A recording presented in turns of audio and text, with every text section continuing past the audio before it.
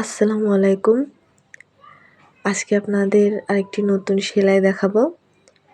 তো এটা হচ্ছে অনেকটা কাঠগোলাপের মতন ৫ পাতার ফুল।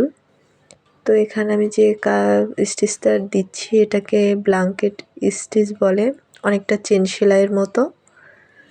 তো অর্ধেকটা আমি বেবি পিঙ্ক দিয়ে করব, আর অর্ধেকটা আমি রানী গোলাপি দিয়ে করব।